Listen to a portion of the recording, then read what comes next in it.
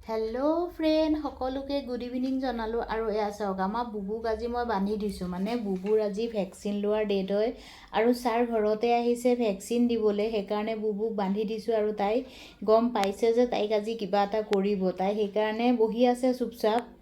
আৰু এফালে চাওকচোন বেজি দিব ধৰিছে মানে ভেকচিনটো দিব ধৰিছে তাই আৰু জঁপিয়াই খেলিবলৈহে আৰম্ভ কৰিছে কিন্তু খেলিলেতো নহ'ব ভেকচিনটো দিবলৈ আহিছে ছাৰ বহুত সময় বহি থাকিবও নোৱাৰে সেইকাৰণে মই মুখখনত একদম সেইফালে টেপা মাৰি ধৰিলোঁ আৰু এফালে ছাৰে ভেকচিনকেইটা দিলে এয়া হৈ গ'ল চাওকচোন তাই কেনেকুৱা কৰিছে বেজি লৈ পূৰা ঠাণ্ডা হৈ গৈছে আমাৰ বুবু আজি অঁ মা দুখ পাইছা তুমি দুখ পাইছা 4 মাহ হৈয়ে গ'ল পেলু ঔষধ খোৱা নাই না বুবু এতিয়া পেলু ঔষধ দিছে পেলু ঔষধ খাব নহ'ব না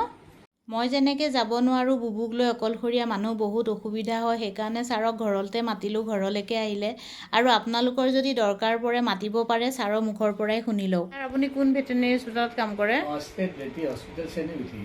আচ্ছা ঠিক আছে আপোনালোক একচুৱেলি কি জানে মই SBF হিচাপে কাম কৰোঁ আৰু ভেকচিন কোনোবাই দৰকাৰ হ'লে কোনোবা আনিব নোৱাৰিলে